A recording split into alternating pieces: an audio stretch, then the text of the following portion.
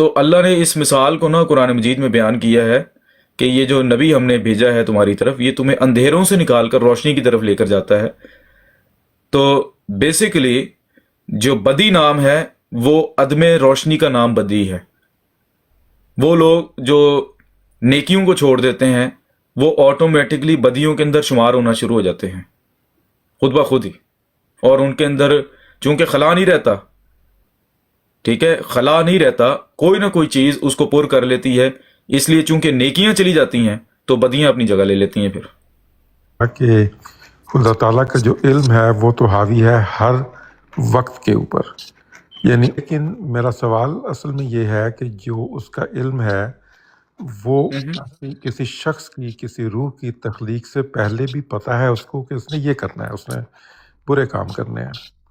تو اب یہ ہے کہ چونکہ اس کا علم ہے تو وہ پھر بھی اس کے باوجود اس کو پیدا کر دیتا ہے، تو پھر اس کے ساتھ ایک طرح سے مطلب بعض لوگ کہتے ہیں کہ زیادتی ہو گئی کہ اس کو خدا تعالیٰ کے علم کے اچھا، باوجود۔ اس کے اوپر بھی، ہاں اس کے اوپر بھی سن لے آپ۔ پہلی بات تو یہ کہ خدا کے علم کا ہونا اور اس شخص کا بدکاری کرنا، یہ دو الگ الگ معاملات ہیں۔ اللہ قرآن میں کہتا ہے کہ فَأَلْهَمَهَا فُجُورَهَا وَتَقْوَاهَا، کہ ہم نے انسان کو اس کی نیکی اور بدی کا الہام کیا ہے۔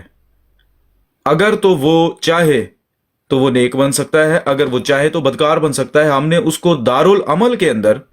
آزاد چھوڑا ہے۔ اگر وہ انسان کو اس لیے پیدا نہ کرے کہ اس کو یہ علم ہو کہ یہ آگے چل کر بدکار بنے گا، تو پھر خدا کا وہی بات ہے کہ پھر وہ خدا کو چاہیے کہ وہ بدی کے تصور کو ہی اٹھا لے۔ یہی تو میں نے آپ کو بتایا ہے۔ پھر تو اس کو بدی پیدا ہی نہیں کرنی چاہیے۔ اصل پھر سوال یہ بنے گا کہ خدا نے بدی پیدا کیوں کی؟ اصل پھر سوال یہ بنے گا، دوبارہ وہی بات وہ جو میں نے آپ کو بتائی ہے کہ خدا کی جو بدی کی تخلیق ہے اس کے اوپر سوال آئے گا کہ اس نے یہ چیز پیدا کیوں کی، انسان کے اندر مادہ کیوں رکھا کہ وہ بدیاں کرے، اس مادے کو ہی ہٹا لے۔ اس کی پیدائش کے اوپر کوئی کیوں آپ اعتراض کر رہے ہیں؟ آپ یہ اعتراض کریں کہ خدا نے بدی کا مادہ کیوں رکھا انسان کی فطرت میں۔ وہ میں نے آپ کو بتایا ہے کہ اللہ نے بدی کا مادہ اس لیے رکھا ہے کہ اس کے اوپر ریوارڈ رکھا ہے، اور اس کے مقابل پر یعنی کہ نیکی کے مقابل پر شیطان کو پیدا کیا ہے، یعنی کہ بدی کا مادہ رکھا ہے۔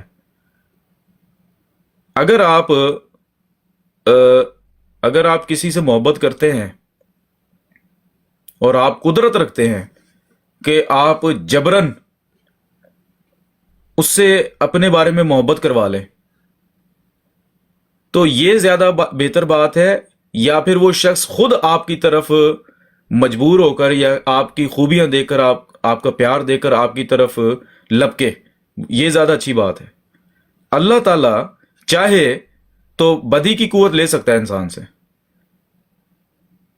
لیکن اللہ یہ کہتا ہے کہ میں یہ چاہتا ہوں کہ تم اپنے طور پر بدیوں کو چھوڑ کر میری اطاعت کرتے ہوئے میرے پاس آؤ۔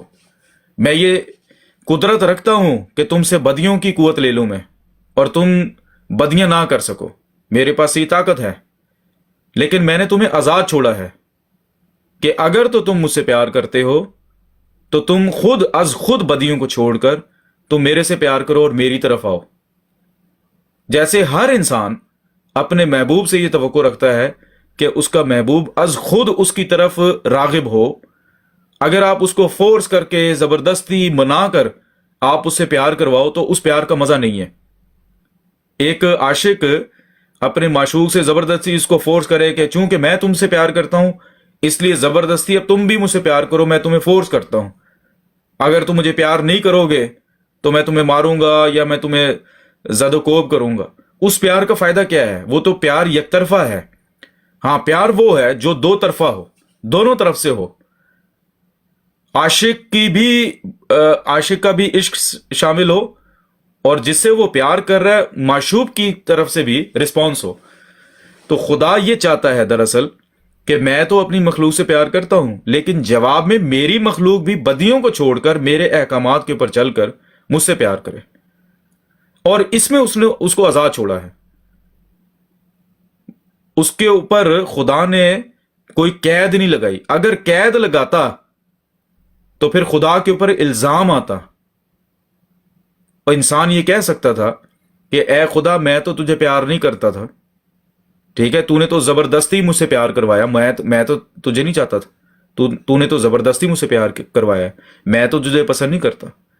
تو نے تو ایسی حدود کے اندر مجھے باندھ دیا ہے کہ اب مجھے مجبوراً تجھ سے پیار کرنا پڑ رہا ہے. جیسے کئی عورتیں ہوتی ہیں نا, وہ کہیں بیچاری شادی نہیں کرنا چاہتی, ان کی زبردستی کہیں پر شادی کروا دی جاتی ہے, تو بعد میں پھر وہ اپنے خاوندوں کو کہتی ہیں کہ ہم تو نہیں چاہتی تھی کہ شادی ہو, زبردستی ہی. اس لیے اللہ تعالیٰ نے اس اعتراض سے بچنے کے لیے خدا نے ترکیب یہ کی ہے کہ خدا نے انسان کو اعمال میں آزاد چھوڑا ہے, اور اللہ کہتا ہے کہ میں نے بس نیکی اور بدی کا تصور آپ کو بتا دیا ہے. اگر آپ اپنی مرضی سے بدیوں کو چھوڑ کر میری طرف آؤ گے تو پھر میری محبت کو پاؤ گے, لیکن اگر آپ بدیوں کو نہیں چھوڑتے اور مجھے دھتکارتے ہو تو یہ آپ کا معاملہ ہے, میں آپ کے اوپر کوئی بندش نہیں لگاؤں گا. یہ دیکھیں آپ خدا کی کیسی حسین قدرت ہے, اور انسان اگر اس کے اوپر غور کرے تو